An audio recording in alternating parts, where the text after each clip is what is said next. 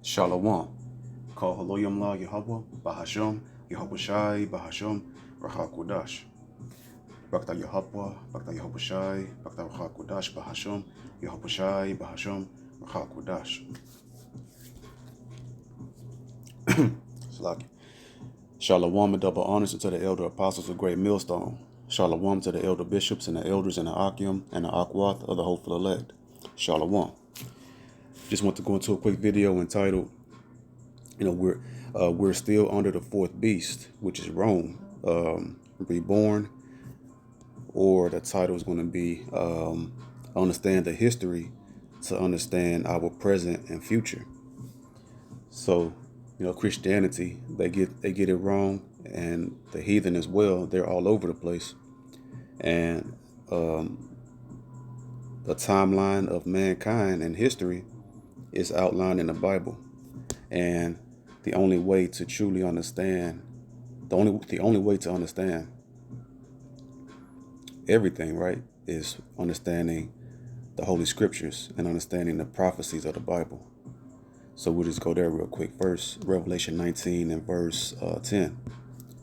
And I fell at his feet to worship him. And he said unto me, see thou do it not. I am thy fellow servant. So it lets you know that the elect are angels in flesh right now, serving out a punishment. So if, an angel was telling John the Revelator to not worship him, he's his fellow servant and brother, right? That's pretty heavy. So, and of thy brethren that have the testimony of Yahushua. So the angels are our brothers. Worship Yahweh, Bahasham Yahushai, for the testimony of Yahushai is the spirit of prophecy. So understand the history to understand the prophecies. Understand who's who and what's going on, and then you understand what's happening in the future. And blessed is he, that readeth and understand the prophecies. Revelation 1 and 3. And then we'll go here to Sirach, or Ecclesiasticus, chapter 39 and verse 1. But he that giveth his mind to the law of the Most High and is occupied in the meditation thereof. So you need to be meditating upon the laws of the Most High, the divine spiritual laws that's supreme over anything in this realm. Will seek out the wisdom of all the ancient, and that's the Holy Scriptures, the prophets, and Yahushua as well, and be occupied in prophecies. So the only way to understand what's happening today and what's to come is to know what's happening, the mystery of the history of society and mankind, because too many times Christianity, they just be all over the place. They don't have a proper compass, and they're not sincere. A lot of them are not sincere, and when you bring out the truth, then they really start butchering the Holy Scriptures and history and the prophecies.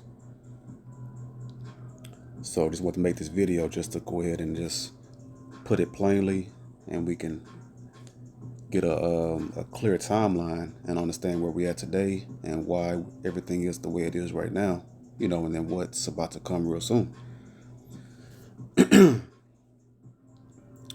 So in 722 BC, which is about 700 years before the Messiah, came on the scene, right? So 722 BC, Israel, the northern kingdom, they fell to Assyria. And we can read about that here in 2 Kings,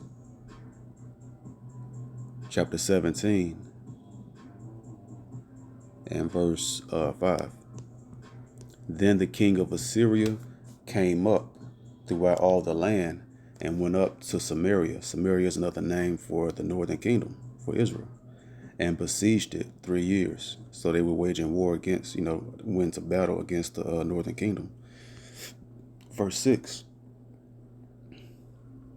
In the 9th year of Hoshea, the king of Assyria took Samaria and carried Israel away into Assyria and placed them in Halah and in Habor by the river Gozan and in the cities of the Medes.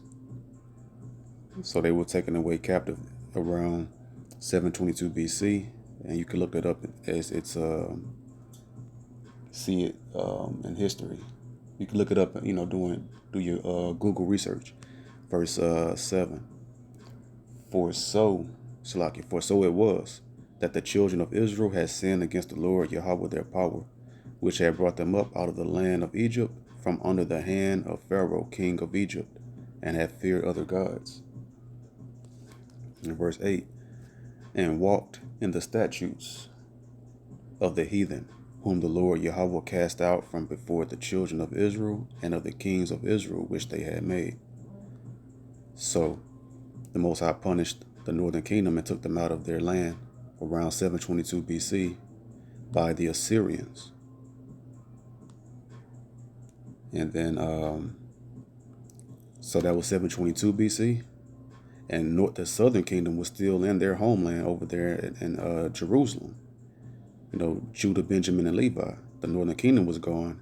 So Samaria was barren and desolate now after the Assyrians besieged them and waged war upon them and took them down and took them away into captivity throughout Assyria. And then Nineveh, that was the capital city of Assyria, where the Israelites were at. And that's, as I believe Jonah, right? The Most High had told Jonah to go to Nineveh to go prophesy against them, to tell them to repent, and that the Most High was going to destroy Nineveh. And so here in Tobit, the book of Tobit, chapter 14 and verse 15, it says, but before he died, he heard of the destruction of Nineveh, which was taken by Nebuchadnezzar and Assuerus. That's Nebuchadnezzar of Babylon.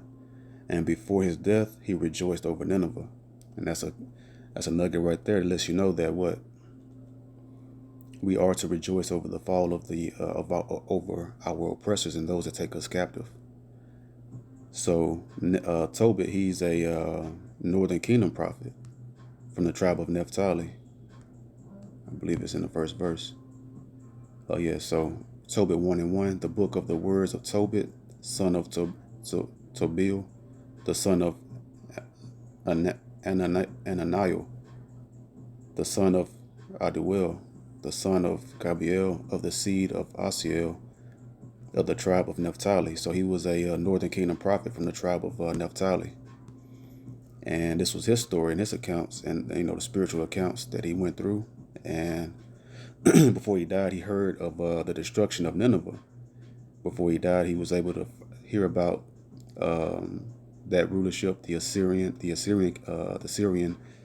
because the Assyrian kingdom was the world superpower at that time, and then Nebuchadnezzar came and took down which were the Babylonians, came and took down Assyria, and ended them from being the world superpower, and then Babylon became the world superpower, and then they absorbed the Assyrian landmass as a part of their kingdom, and took over and was ruling that realm. And then before he died, Tobit rejoiced over Nineveh being taken down because Nineveh, the Assyrians, took down who?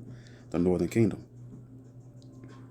So 722 BC, Assyria took down, the northern kingdom, and Israel went into captivity under the Assyrians. And then the Babylonians later around, and that happened around 612 BC. So 100 years later, the dates, the BC dates go in reverse. So 722 to 612 BC, that was like roughly about approximately 110 years. So Babylon took over around 612 BC under Nebuchadnezzar. And then shortly after this, then Nebuchadnezzar began waging war with the southern kingdom for their wickedness. And so around 586, so roughly about 20, let me see, 10, about 25 to 30 years later, Nebuchadnezzar took down Judah, the southern kingdom. So Judah falls to Babylon, And then the temple was destroyed as well around 586 BC. So we'll get Jeremiah 27 and 20.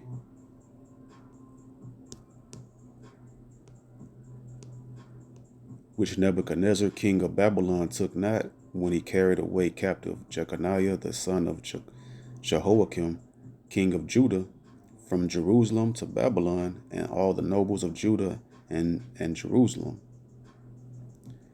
So, and then we'll go to 2 Kings 24 and 14. And he carried away all Jerusalem, and all the princes, and all the mighty men of valor, even 10,000 captives, and all the craftsmen and smiths, so all of the skilled rulers and high level, men of the southern kingdom. None remained. So he took all of the more skilled Judites. None remained, save the poorest sort of the people of the land. So Nebuchadnezzar, see, these nations, they don't want nothing to do with the poor of our people. They only want the most skilled ones and the highest ranking ones, the most noble men, and those basically the quote unquote movers and the shakers of of our nation. And so they're the most desired of the heathen. That's how the heathen reign supreme through the the upper level Israelites. Contrary to popular belief, all men are not created equal. So there's different levels.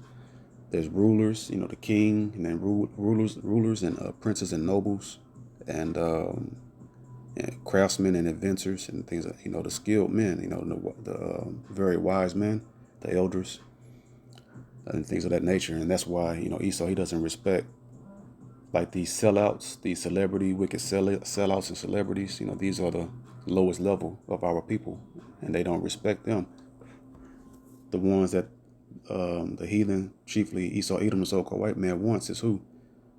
The hopeful elect. Those are the most desired. Those are who Esau wants, because it's easy for him to get the lower level, the low spiritual vibrational Israelites. So 722 BC, Israel fell to Assyria, and then Nineveh, the capital city of Assyria, which is Assyria falls to Babylon in 612 BC, about 110 years later. And then Judah, the southern kingdom, fell to Babylon in 586 BC. So we'll get this right here. Let's see. 2 Kings, did we read all of that? Okay. 2 Kings 25 and verses 8 through 10. And in the 5th month, on the 7th day of the month, which is the 19th year of Nebuchadnezzar, king of Babylon, came Nebuzaradan, captain of the guard, a servant of the king of Babylon, unto Jerusalem. And he burnt the house of the Lord Yahweh, and the king's, that's the temple, and the king's house, and all the houses of Jerusalem, and every great man's house burnt he with fire. Verse 10, and all the army of the Chaldeans that were with the captain of the guard break down the walls of Jerusalem round about. So they burnt down the wall, broke down the walls, burnt the walls, and also the temple of the Most High, and the king and noblemen and all of the mighty men of Jerusalem. So and that happened around 586 BC. So then Babylon falls to Persia around 539 BC. So we'll get Daniel chapter 5 and verse 31.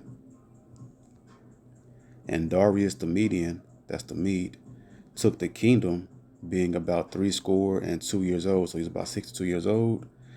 And Darius the Mede took over the Babylonians.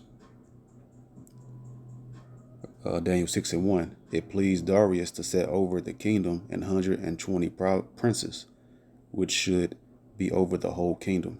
So Babylon fell to Persia because we know in history, first the Medes, it's known as the Medo-Persian Empire. The Medes was in joint was a joint kingdom with the Persians, and so the Medes started it and took over the Babylonian Empire, and then Persia emerged as the greater partner of that kingdom. So the Persians, it became known as the Medo-Persian Empire, or you can just call it the Persian Empire, knowing that the Medes were ruling jointly with the Persians.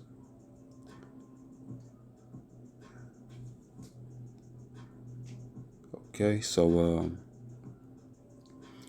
and then so Persia falls to the Greeks around 331 BC. This is part of why Esau tries to hide the Apocrypha. Apocrypha means hidden books, because it's found in here in First Maccabees chapter 1 and verse 1. And it happened after that Alexander, son of Philip, that's who history refers to as Alexander the Great, so-called, right? After that, Alexander, son of Philip, the Macedonian, who came out of the land of Chittim, had smitten Darius, king of the Persians and Medes.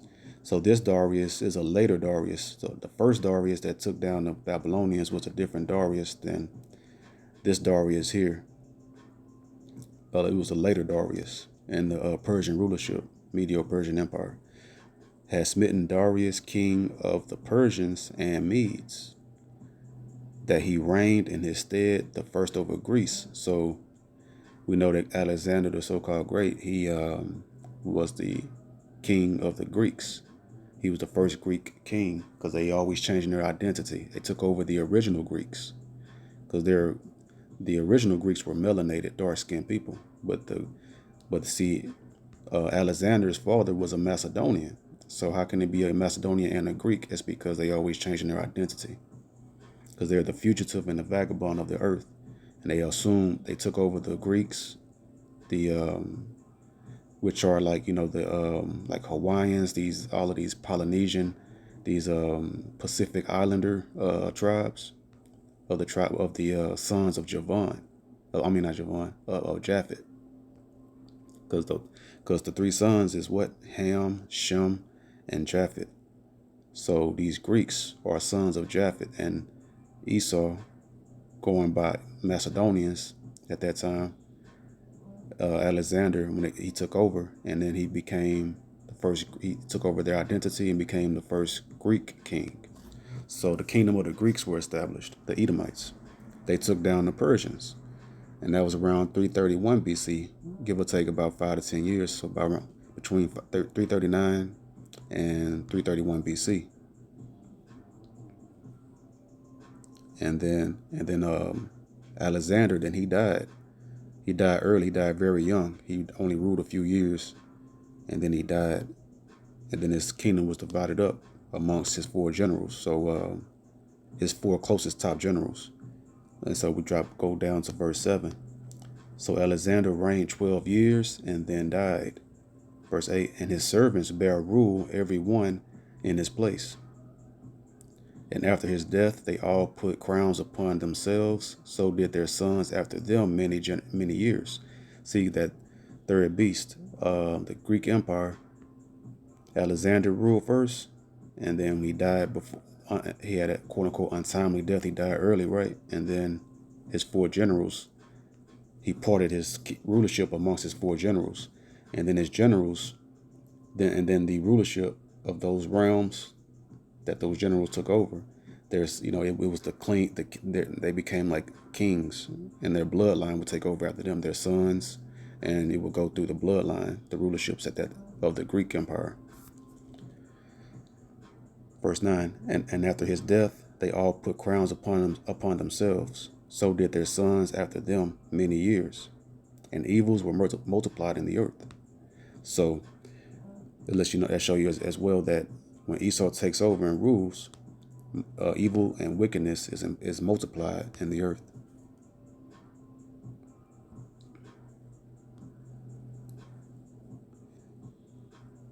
So his kingdom was divided into four realms. and that was around 323 BC. So about, like the scriptures say, 12 years later he died. So around 323 BC, it's still a Greek empire, but now, it got divided into four realms of four generals, and their bloodline would rule those realms until they transitioned into the Roman Empire. And the fourth beast, which is Rome, began approximately 60 BC. So roughly about 60 years before the Messiah was on the scene, the Roman Empire began around the time of Julius Caesar. So let's see. So we'll get First Maccabees 8 and 15.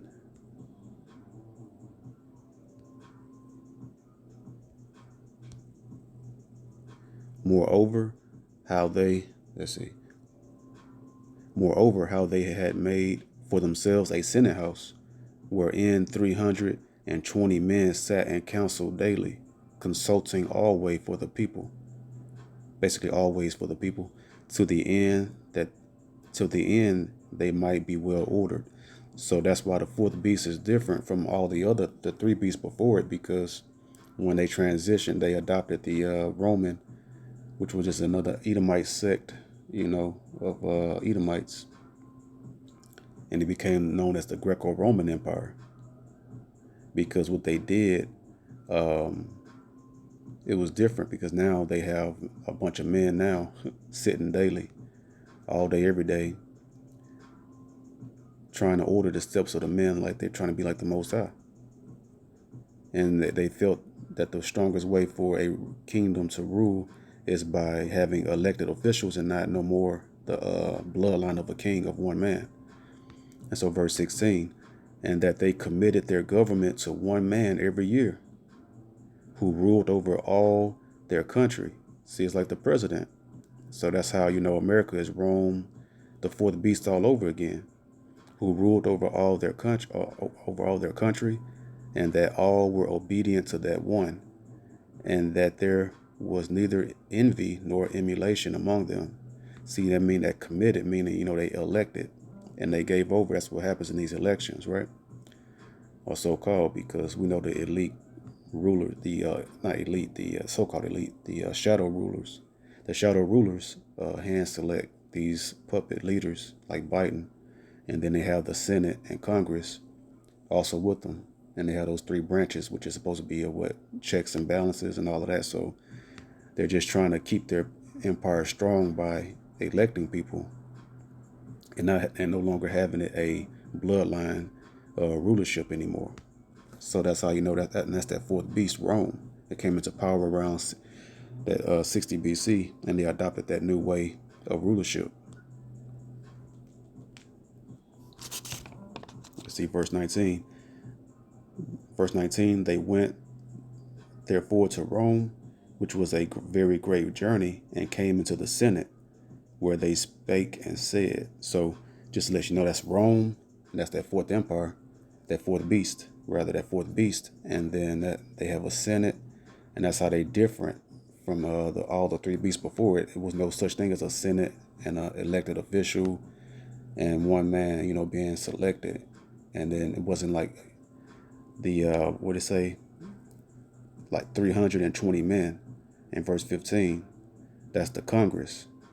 They didn't have all that in the Assyrian, not even in the Assyrian captivity, the Assyrian Empire, the Babylonian Empire, Nebuchadnezzar, and then the Medo-Persian Empire, and even the Greeks. And then they transitioned in the fourth beast, the Greco-Roman Empire, the Romans. That's that fourth beast that was different from the other three. And the three beginning with Babylon, Persia, and then the Greeks.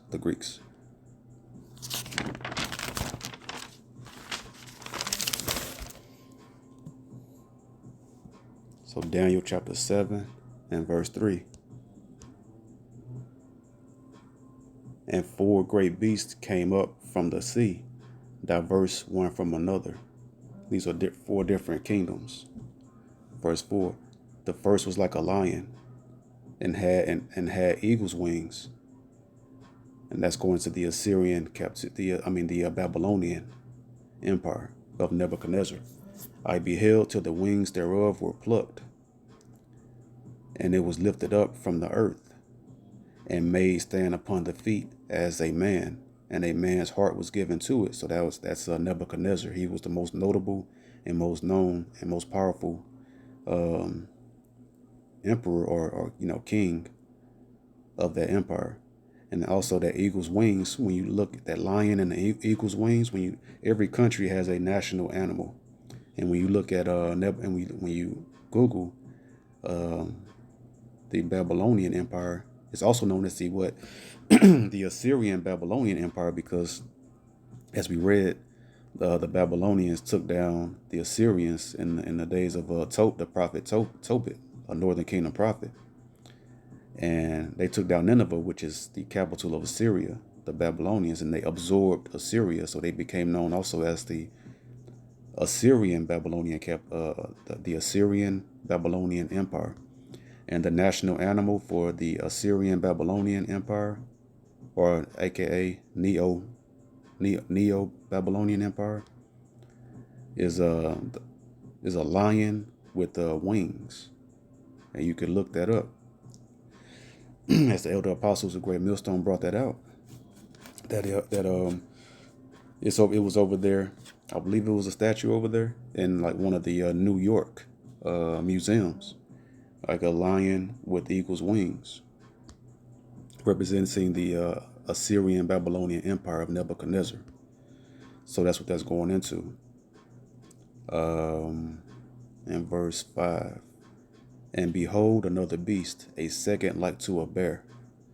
And who took down the Babylonians? The Persians, but first the Medes. They started it, and so that's the Medes. The bear is the Medes. The landmass of the Medes today is where Russia is at. Russia is that bear today. And behold another beast, a second like to a bear, and it raised up itself on one side. Why it raised up on one side? Because it was two sides, the Medes and the Persians. The Medes rose up first, and then later on, the Persians rose up higher than the Medes. They were the greater of the two in their joint rulership. So a second like to a bear, and it raised itself up on one side, and it had 3 ribs in the mouth of it, between the teeth of it, and that 3 ribs representing directions, because the Medes and the Persians, they came from the east, and they pushed westward, northward, and southward to take over that the known world at that time. And it had 3 ribs in the mouth of it, between the teeth of it, and they said thus unto it, arise, devour much flesh, meaning wage war north, south, and west, because they came from the east. They couldn't go 4 directions, because they came from the 4th direction, which was east. In verse 6, after this I beheld, and lo, another like a leopard, and that's that 3rd beast, which had upon the back of it 4 wings of a fowl. You see, and that leopard, that's King Alexander, the so-called Great. He was known for wearing a leopard skin hat. So that's King Alexander we just read in First Maccabees, and which had upon the back of it 4 wings of a fowl. And that's very interesting, right? That's very notable that it had 4 wings. That represents 4 men. And those are the 4 generals of King Alexander. When he died, his kingdom got divided into his 4 generals. These are all prophecies. It's very mind-blowing, actually, right? Which had upon the back of it 4 wings of a fowl. King Alexander's 4 generals that he divided his kingdom unto before he died. The beast had also 4 heads. See, that's those 4 generals, and dominion was given to it, and that's when the kingdom was divided amongst those 4 generals. Verse 7, after this I saw in the night visions, and behold, a 4th beast, And this is when it transitioned to that Roman Empire. Dreadful and terrible, because the Roman Empire, they were the first army, the first country to ever wage war with iron. And it was very devastating. That's the strongest metal when you forge it into a weapon. And it was very devastating to other nations. They were fighting with iron. And behold, a fourth beast, dreadful and terrible and strong exceedingly, through that army, that Roman Empire. That Roman army is very popular throughout history because it was the strongest army at that, known to man at that time. And it had great iron teeth. And that's a characteristic and trait of America and their army, the greatest army in the history of mankind now. And it had great iron teeth. It devoured and brake in pieces, destroying all the other heathen nations in war, and stamped the residue with the feet of it. So it just completely annihilated everybody. And it was diverse from all the beasts that were before it, and it had 10 horns, and that's key as well. So as we see, it was diverse from all the beasts that were before it. And how was that? We just read it in First Maccabees, what chapter? Like 8, somewhere around there, where they had the Congress and the Senate, right? The 320 men, and they had an elected official they committed the kingdom to, that everybody would be in order and obey and follow that one elected official with the Congress as well, right? And that's how they were diverse from all the other 3 beasts before it, the Roman Empire, that fourth beast. And it had 10 horns, and that was that's key as well to know. These 10 horns is on that beast, the fourth beast, Roman Empire. That's going to hit into the prophecy of NATO and the EU, the Treaty of Rome, around 1957 or somewhere around there, because the original 10 countries that made that Treaty of Rome with America, which became NATO and EU, is it's the NATO and EU treaty.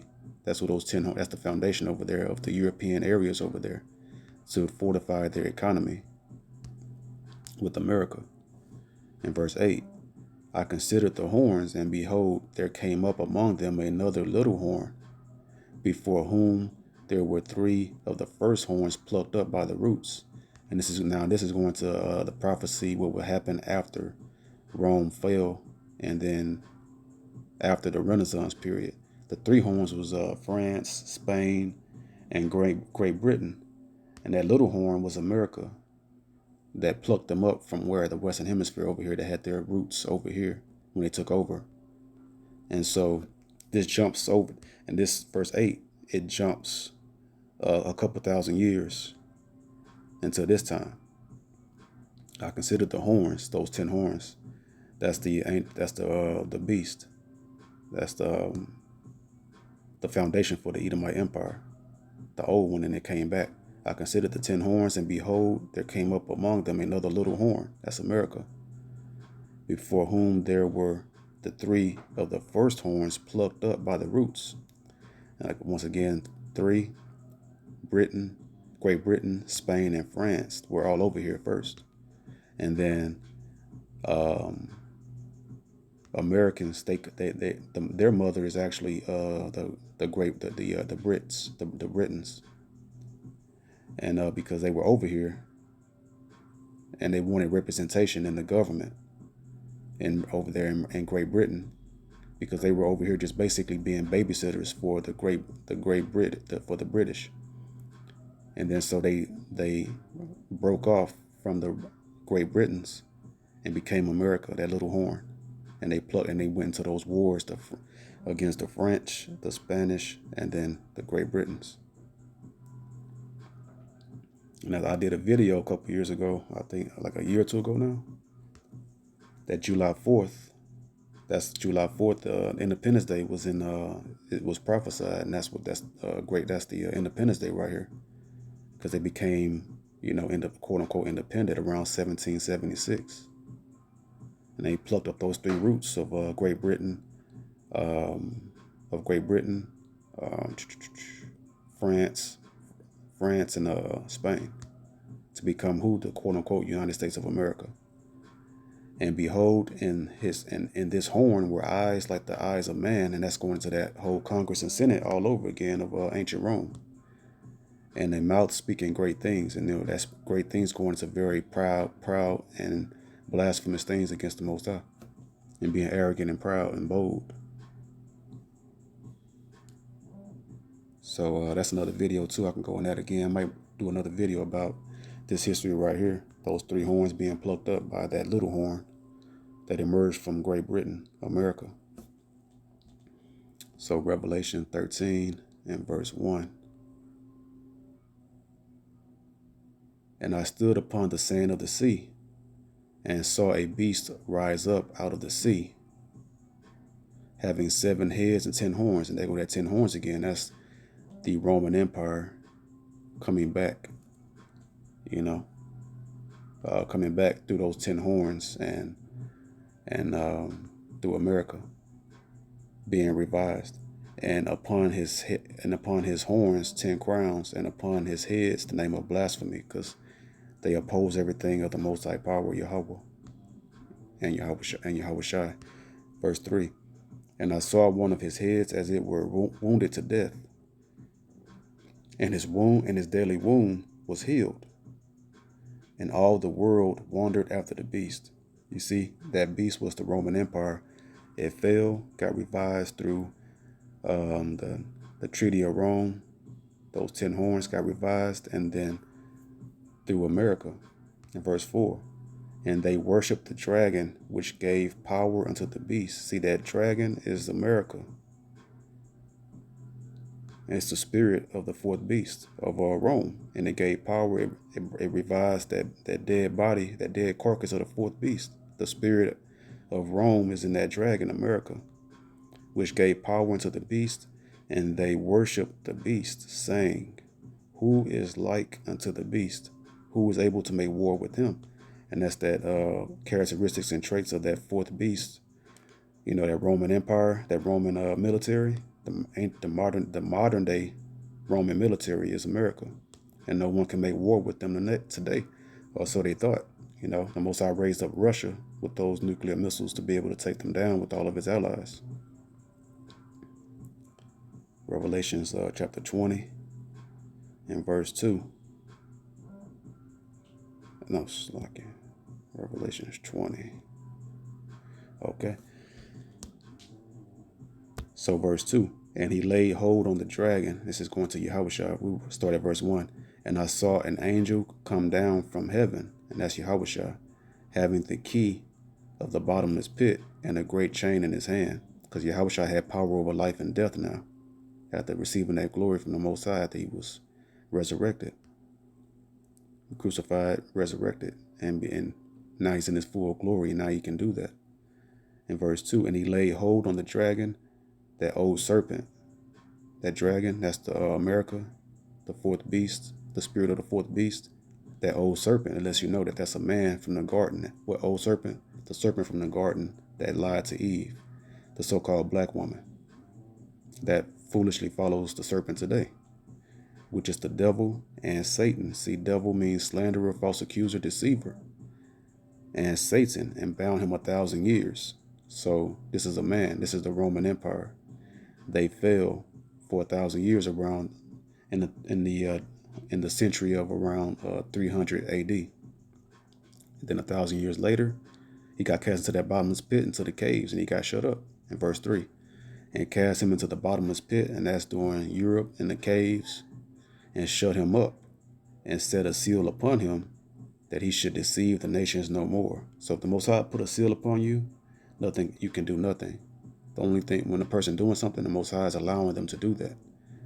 So Esau couldn't do anything for 1,000 years, cast up in those pits, those caves, those mountains of Mount Georgia, Russia. That's why they go by what? One of their modern names is what? Caucasian, means cave dweller, because they were bound 1,000 years in the bottomless pit of those caves throughout Europe. And cast him into the bottomless pit, and shut him up, and set a seal upon him, that he should deceive the nations no more, so the 1,000 years should be fulfilled. And after that, he must be loosed a little season, and that's that little horn, America. that little horn that came and plucked up those other horns, and that they're ruling in that little season right now. So to understand the history, then to understand the nations and understand the prophecies, you'll know where we at now and what's coming. The return of our Lord Yahweh Shah soon at the acceptable year of Yahweh. So with that being said, I hope this video was edifying. The water to the Rachak Wadash Bahasham Yahweh Shah for another video. Till next video I say, Shalom.